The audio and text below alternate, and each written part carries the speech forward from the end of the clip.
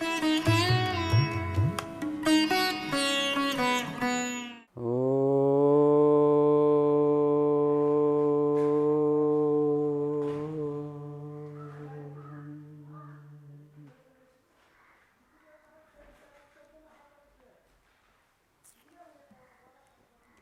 Car के सूत्र देख रहे थे, हम लिख रहे हैं कार के इति कारक शब्द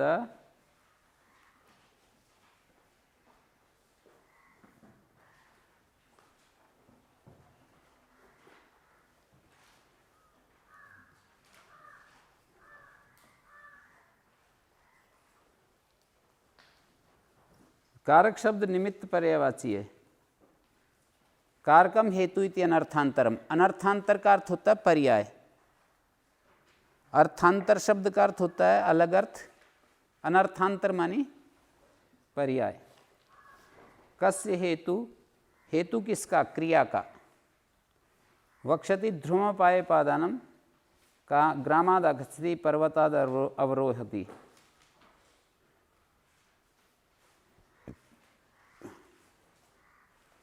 किसका हेतु, क्रिया के हेतु को कारक कहेंगे। द्रव्य का हेतु या गुण का हेतु जो है ना, उसको कारक नहीं कहेंगे।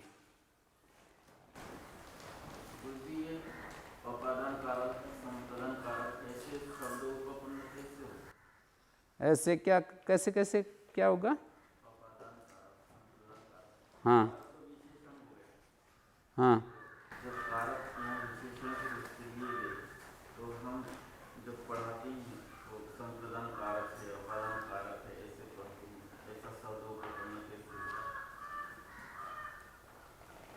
मतलब आपका मतलब है कि कारक तो विशेष से जैसे लग रहा है।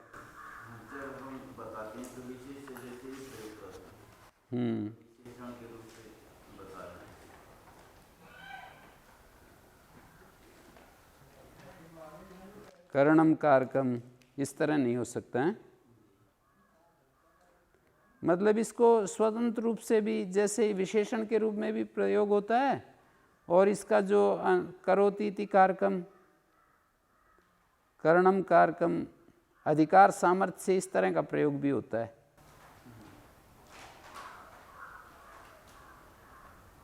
अधिकार जो किया है कारके का, इस सामर्थ्य से, मतलब इस तरह भी प्रयोग हो जाता है।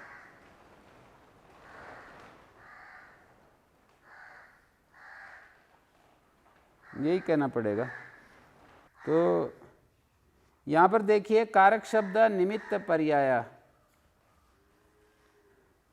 एक सामान्य रूप से क्रिया को लेकर के, सामान्य भूता क्रिया, सामान्य भूत जो क्रिया है, सभी कारक जो हैं फल को पैदा करने के लिए प्रवृत्त होते हैं। जिस जिस फल को पैदा करने के लिए वे प्रवृत्त हो रहे हैं, तो उन सब के लिए हम कारक शब्द का व्यवहार करेंगे। कोई कारक किसी एक विशेष रूप से ही फल को पैदा करता है। फल सामान्य रूप से पैदा करना कारक के अंदर ये धर्म जो है अनुस्यूत है।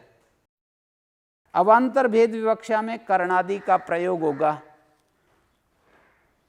अवान्तर भेद विवक्षा होगी तो करण, संप्रदान, अपादान आदि होगा, और सामान्य रूप से कहेंगे तो वो कारक होगा। क्रिया का एक व्यापार रूप अंश होता है, एक फल अंश होता है।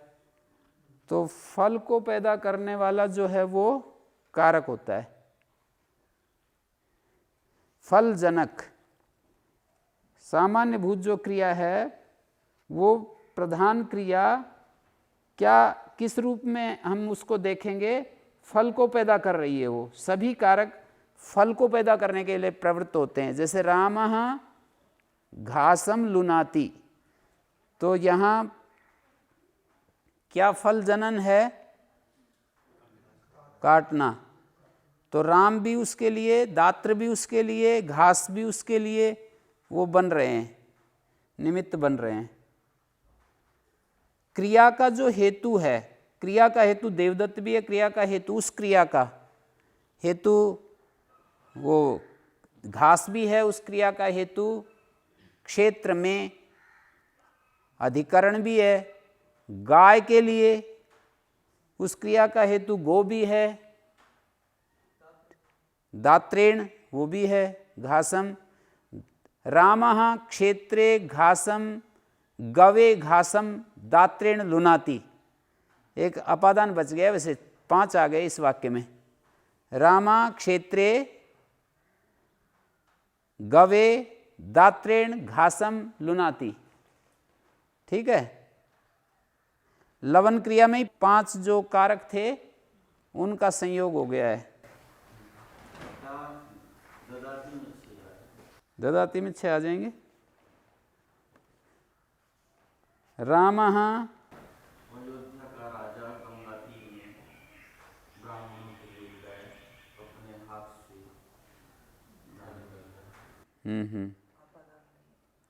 हैं? अपादान जो है, हैं? ग्रामात् बहिः गत्वा, गृहात् बहिः गत्वा, गोष्ठ से गाय दान, या घर से बाहर जाके, या गौशाला से। तो कारक शब्द निमित्त पर्याय का है।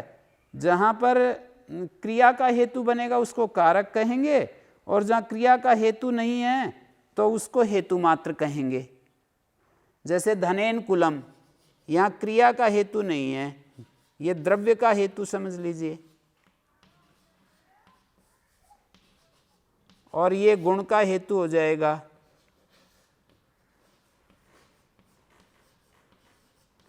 ये गुण का हेतु है विद्या, इस गुण का ये हेतु है, और इस कुल का ये धन निमित्त है। क्रिया का हेतु जो बनता है वो तो कारक, और किसी गुण का और द्रव्य का हेतु बनेगा तो वो हेतु मात्र नाम रखेंगे उसका। द्रव्यादि विषय हेतु कारकम नियतक क्रियम अनाश्रिते तो व्यापारे निमित्तम हेतु रिष्यते। जहाँ व्यापार का आश्रय नहीं कर रहे हैं तो निमित्त हेतु मात्र रहेगा, और जहाँ व्यापार का आश्रय होगा तो वही, जैसे हम यूं कहते हैं दात्रेण लुनाति, इस क्रिया का ये हेतु है, तब तो ये कारक है, क्रिया का हेतु कारक है। पर एक ही नहीं, 5 मैंने गिनाए यहाँ पर। क्रिया को संपन्न करने में ये हेतु बन रहे हैं सारे, राम भी, दात्र भी, घास भी, खेत भी, सब। हेतु का मतलब है निमित्त। ये दिया ना कारक शब्द निमित्त पर्याय। केवल एक ही वाक्य से 5 कारक ले लेंगे, दात्रेण लुनाति से 5 ले लेंगे। हाँ, पूरा बोलना पड़ेगा। रामः क्षेत्रे,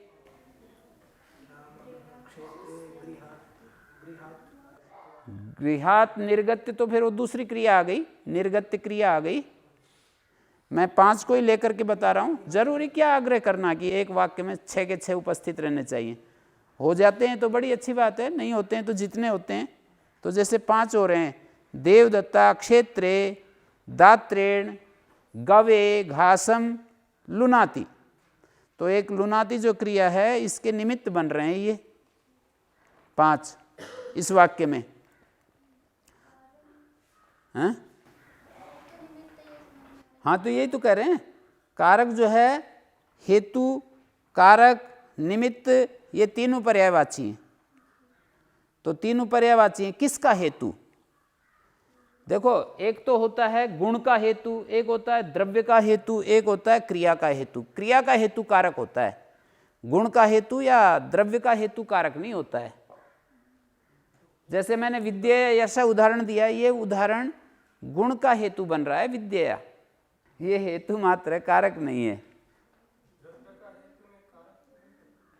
3 का हेतु, द्रव्य का हेतु, गुण का हेतु, क्रिया का हेतु। जो क्रिया का हेतु होगा उसको कारक कहेंगे। हर जगह होता है, बिना ही राम की पुस्तक, यहाँ राम और पुस्तक के बीच में कारकत्व कहाँ है? हे राम इधर आओ, ये हे राम जो मैंने बोला, यहाँ कारकत्व कहाँ है? सब जगह कैसे कर दिया आपने? हैं? बोलिए। क्रिया का हेतु नहीं है ना। जब मैं ये कहता हूं हे राम अत्र आगच्छ, यहां जो अत्र आगच्छ क्रिया है ना, इसका हेतु राम नहीं है, इसका हेतु त्वम है। हे राम, तो त्वम जो है ना, ये इस क्रिया का हेतु बन रहा है। हे राम जो मैंने बोला, ये आगच्छ क्रिया का हेतु नहीं है। तो सब कहाँ है? हे राम क्रिया का हेतु नहीं है। राम की पुस्तक कहाँ है? अब यहां पर पुस्तक लाओ, चलो यहां लाओ कर दिया मैंने हिंदी में, तो राम की पुस्तक लाओ, राम और पुस्तक इनका संबंध है, लाओ के साथ राम का कहां संबंध है? तो पुस्तक को तो कारक बता रहा हूं मैं, पर राम को कारक नहीं बता रहा हूं। तो सब कहाँ हैं? संबंध और संबोधन वो क्रिया के निमित्त नहीं होते, तथा जहाँ गुण का कोई हेतु हो या द्रव्य का कोई हेतु हो, तो वो भी क्रिया का हेतु न होने से कारक नहीं है। हेतु मात्र तो है वो, पर गुण का हेतु है वो, द्रव्य का हेतु है वो, इसको कारक नहीं कहेंगे। विद्या को और धनेन को कारक नहीं कहेंगे। विद्या यश रखेंगे, विद्या यश वर्तते, यशो वर्धते, तो यश तो कारक है, यश को थोड़ी मना कर रहा हूं मैं। विद्या यशो वर्धते,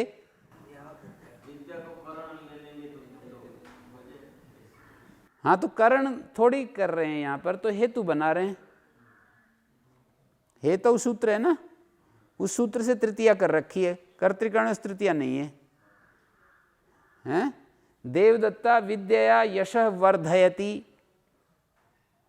देवदत्त विद्या के द्वारा अपने यश को बढ़ा रहा है, यहां तो करण है विद्या।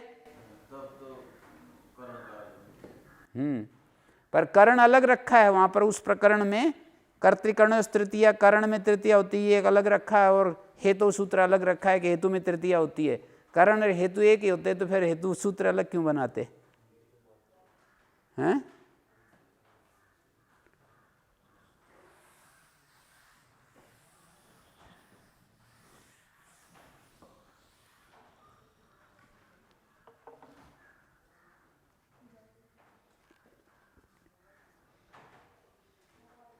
करण आदि की स्थिति में कारक व्यपदेश नहीं होना चाहिए।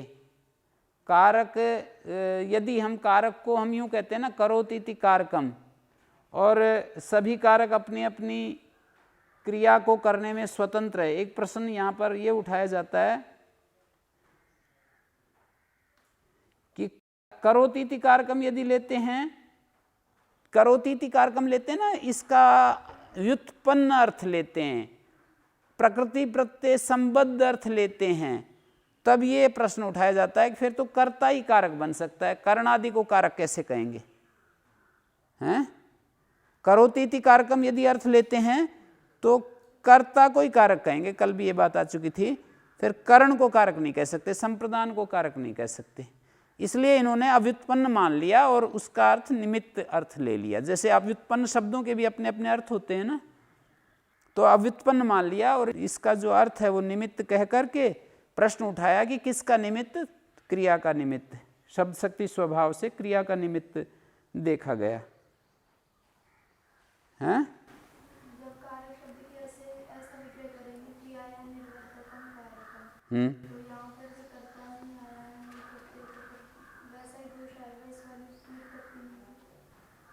तो इसलिए व्युत्पन्न तो रखा ही नहीं काशिकाकार ने, हैं?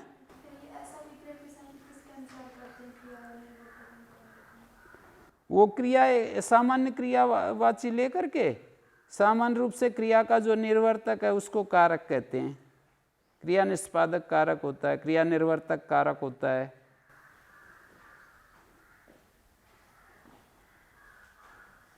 वो एक पक्ष है और उसको भी सिद्ध तो किया जा सकता है। मैं काशिका की बात बता रहा हूँ आप लोगों को। हैं? किसको?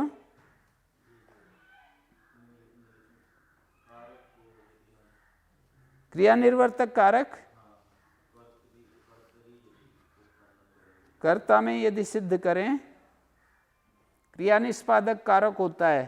चलता तो ये भी, पर यहाँ पर जो है काशिकाकार ने इसको एक अव्युत्पन्न शब्द मान लिया, निमित्त के पर्यायवाची। जैसे एक एक शब्द होते हैं, दो प्रकार के शब्द होते हैं, एक व्युत्पन्न एक अव्युत्पन्न। तो अव्युत्पन्न शब्दों के भी अपने एक अर्थ तो होते हैं ना, जिनका प्रकृति प्रत्यय विभाग नहीं करते उनके भी अपने एक एक शब्द के अर्थ होते हैं। तो कारक का अपना एक अर्थ है। तो बोले क्या अर्थ है जी इसका? इसमें धातु प्रत्यय मत देखो, कारक का अर्थ देखो निमित्त। और फिर ये सामान्य शब्द होते हुए भी इसका विशेष अर्थ है। प्रकरण आदि के द्वारा कुछ सामान्य शब्दों का भी विशेष अर्थ हो जाता है ना, अर्थ प्रकरण आदि के द्वारा, अर्थ के द्वारा, प्रकरण के द्वारा। तो कारक तो एक निमित्तवाची हो गया, सामान्य शब्द हो गया। सामान्य शब्द होते हुए विशेष अर्थ में इसका प्रयोग होता है। किस विशेष अर्थ में होता है? जो क्रिया का निमित्त होता है उसको कारक कहते हैं। देखो, कारक जो है एक सामान्य शब्द हो गया, किसके लिए? निमित्त के लिए। सामान्य शब्द होते हुए भी जिसका विशेष अर्थ है, क्रिया का जो निमित्त है उसी को कारक कहते हैं। ये विशेषता युक्त लिए हुए, विशेषता से युक्त अर्थ को अपने अंदर समेटे हुए। किस विशेषता को लिए हुए? ये निमित्त, क्रिया निमित्त, क्रिया का जो निमित्त है उसको कारक कहते हैं। ग्रामाद आगच्छति में आगच्छति क्रिया को बनाने में जो निमित्त है वो ग्राम है। कारकेति की वृक्षस्य पर्णम पतति, यहाँ पर जो वृक्ष है ना, कुड्यस्य पिंडा पतति, ये क्रिया का निमित्त रूप से विवक्षित नहीं है, यहाँ पर ये संबंध रूप से विवक्षित है। वृक्षस्य पर्णम पतति, आप जो है इस वाक्य को बोलेंगे तो संबंध, पर्ण का अर्थ पंख भी होता है और पर्ण का अर्थ पत्ता भी होता है। तो वृक्षस्य पर्णम पतति किसी ने बोला तो इस वाक्य के दो अर्थ निकलेंगे। वृक्षात पर्णम पतति बोलेंगे ना, तब इसका अर्थ निश्चित रूप से, इसका अर्थ जो है निश्चित रूप से वो वृक्ष का ही पत्ता है ये नहीं निकलता। पर जब आप कहते हो वृक्षस्य पर्णम पतति, तो इसका अर्थ निश्चित रूप से यही निकलेगा कि जो वृक्ष है ना उसका पत्ता गिरता है। पर वृक्षात पर्णम पतति का ये अर्थ भी निकलता है कि वृक्ष से पत्ता गिरता है, चाहे वो किसी पक्षी का भी है। पर्ण, पर्ण मानी पंख भी होता है। वृक्ष से पंख गिर रहा है, हो सकता है कि वो किसी पक्षी का हो। पर वृक्षस्य पर्णम पतति कहोगे तो वृक्ष का ही पर्ण गिर रहा है, सब पता लगेगा। यहाँ संबंध को दिखाना चाहते हैं, यहाँ अपाय मात्र दिखाना चाहते हैं, संबंध दिखाना नहीं चाहते हैं, अपाय मात्र दिखाना चाहते हैं। तो यहाँ कारकत्व नहीं है, क्रिया का निमित्त रूप से, क्रिया के निमित्त के रूप में विवक्षित नहीं है। कौन? वृक्ष जो है।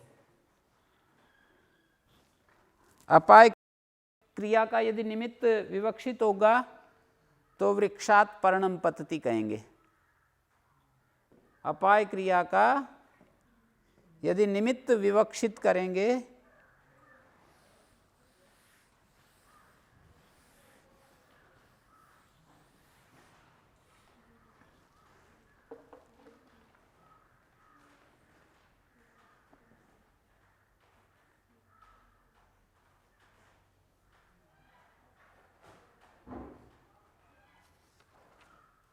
अकथितम च, सूत्र एक आगे, अकथितं च कारकं कर्म संजम भवति माणवकम पंथानम पृच्छति। यहाँ पर अर्थ है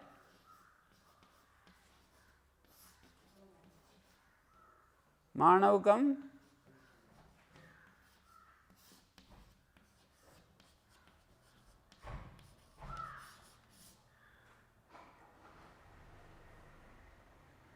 माणवकम पंथानम पृच्छति में क्या है?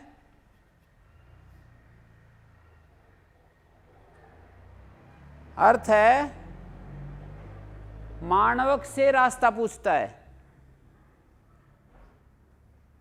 माणवक से रास्ता पूछता है। अकथितम से इसकी भी कर्म संज्ञा, इसकी भी। ये प्रधान कर्म है, ये गौण कर्म है। हाँ जी, अकथितम से का ये अर्थ है ना कि जिसकी अपादान आदि विशेष संज्ञा नहीं कही गई उसकी कर्म संज्ञा हो जाती है। इसकी अपादान संज्ञा नहीं की गई तो इसकी कर्म संज्ञा हो गई अकथितम से। आदि बोला मैंने, अपादान आदि, कहीं अपादान है, कहीं अधिकरण है, कहीं दूसरी है, हैं?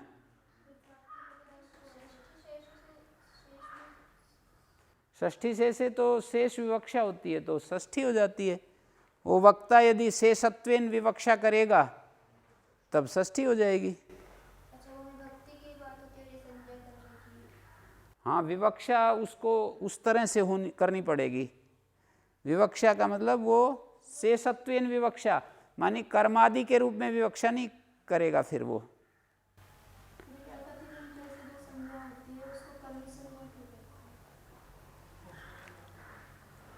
तो एक पूर्वाचार्यों ने नाम रखा, अकथितम च यत् कर्म तत्कल्म कवयो विदु। अकथितम च यत् कर्म तत्कल्म कवयो विदु।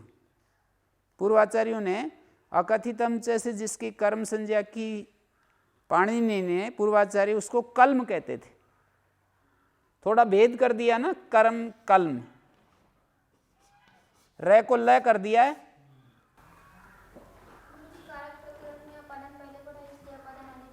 हाँ, अकथितम च यत् कर्म तत्कल्म कवयो विदु।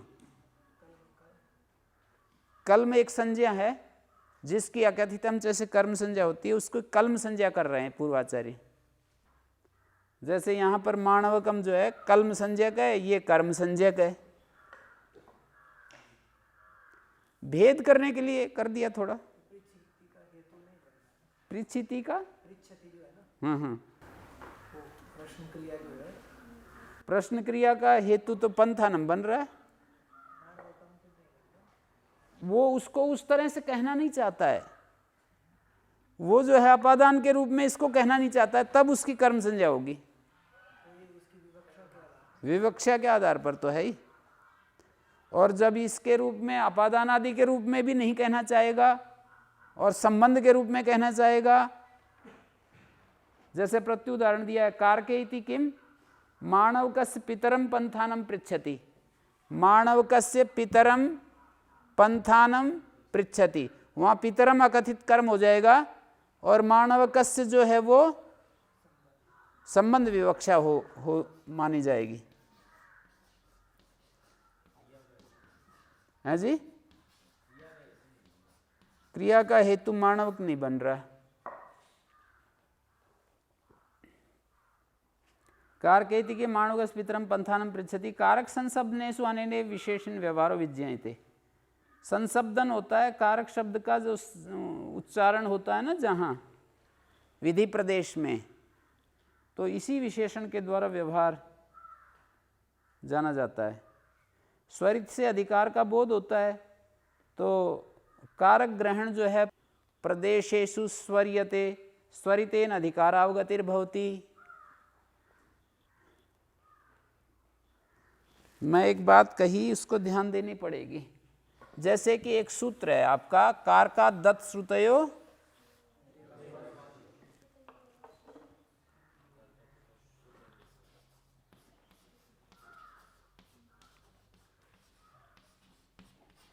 ये सूत्र है वहां पर। अब इसको मान लीजिए स्वरित कर दिया, इस कारकात को स्वरितेन अधिकारावगतिर्भवति। स्वरित से अधिकार का बोध होता है, तो अधिकार कहाँ पर है? ये कार के सूत्र अधिकार है ना, तो ये जो स्वरित है ये इस अधिकार का बोध करा देगा। जैसे गोस्त्रियोरुपसर्जनस्य सूत्र है ना, और ये स्वरित जो है अधिक स्त्री शब्द को स्वरित किया हुआ है, तो स्वरितेन अधिकारावगतिर्भवति। तो स्त्रियाम जो सूत्र है ना उसका बोध करा देगा ये जो स्त्री शब्द है। अर्थात स्त्रियां हम इस अधिकार में जो प्रत्यय कहे हैं वो स्त्री शब्द से लिए जाएंगे। कारकात दत्त श्रुतयो सूत्र में जो कारकात पद है इसके द्वारा कार के इस अधिकार में कार के इस अधिकार का संकेत हो गया, ऐसा कह रहे हैं।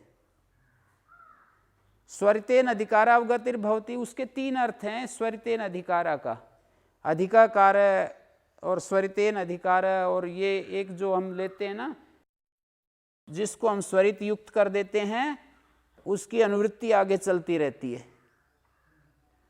जिस पद को हम स्वरित युक्त कर देते हैं उसकी अनुवृत्ति अगले अगले सूत्रों में जाती रहती है। हैं?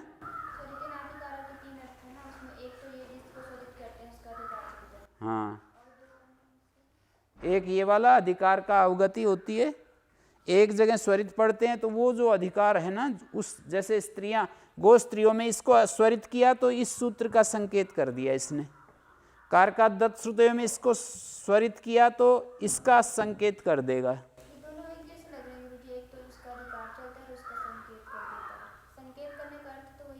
नहीं, जैसे एक तो ये है कि धातु सूत्र को हमने स्वरित कर दिया, अब ये इसकी अनुवृत्ति आगे आगे आगे आगे जा रही है। कहीं दूसरी जगह थोड़ी बता रहा है कि ये धातु वो लिया है कि वहां पर जो, ऐसा थोड़ी कह रहा है ये। इसको हमने स्वरित किया और इसकी अनुवृत्ति आगे आगे जा रही है, ये एक प्रकार है। गो स्त्रियों में जो ये इसको स्वरित किया है ना तो इसकी अनुवृत्ति आगे जा रही है, ऐसा नहीं अर्थ ले रहे हैं, इसका ये संकेतक हो गया। मतलब उस स्त्री पद का विस्त्री प्रत्यय ले लिए जाएंगे जो यहाँ पर स्त्री प्रत्यय हैं वे, वो उस वाले नहीं लिए जाएंगे जो उणादि कोश के स्त्री शब्द होंगे ना, लक्ष्मी आदि। हाँ, तो वो ले लिए जाएंगे जो यहाँ कारके के प्रकरण में, कारके के प्रकरण में जो संज्ञाएं हैं वो संज्ञाएं ले लेंगे कारकाद। उसके आगे वाले जो दूसरे अर्थ के अनुसार जो आगे वाले चलते हैं, जब ये वाला अर्थ लेंगे जैसे कारकाद से कारके पर आ गए और एक अर्थ है, जब ये वाला ले लिया तो फिर दूसरे वाला नहीं लेंगे, जैसे कारकाद के कार। क्यों नहीं लेंगे? वो भी ले सकते हैं, एक चीज से दो अर्थ भी ले सकते हैं, इसमें क्या दिक्कत? जो आगे वाले हाँ, दोनों ही एक प्रकार से अधिकार सूत्र हैं, स्त्रियां भी, ये धातु भी और कारके, तो सभी जगह ऐसा ही होता है क्या जहाँ पे स्वरित किया है जिसका संकेत है वो ही अनुवृत्ति जा रही है। प्रतिज्ञा स्वरिता पाणिनीय, पाणिनि की प्रतिज्ञा से बोध होता है। जैसे प्रतिज्ञानुनासिक क्या है पाणिनीय, प्रतिज्ञा स्वरिता पाणिनीय, इसका अर्थ है प्रतिज्ञा स्वरितत्वम येषाम एवं विधा पाणिनीय। पाणिनीय माने पाणिनि के शिष्य। जहाँ भी मतलब करेंगे वो सूत्र अधिकार से करेंगे, जैसे कारके है वो भी एक प्रकार से अधिकार के बारे में, तो दो सूत्र में देखें वो दोनों इस प्रकार के थे कि जिनका संकेत किया वो अधिकार। अनुवृत्ति मात्र, अनुवृत्ति मात्र, मैं ये कह रहा हूँ कि जैसे इको गुण से वृद्धि की अनुवृत्ति जा रही है तो इसको स्वरित युक्त कर दिया, आगे जा रहा है वो। अधेन गुणा में गुण को स्वरित कर दिया, अनुवृत्ति जा रही है। अनुवृत्ति मात्र का बोध जो है स्वरित से होता है, हैं? वो अधिकार नाम व्याकरण में एक विशेष अर्थ में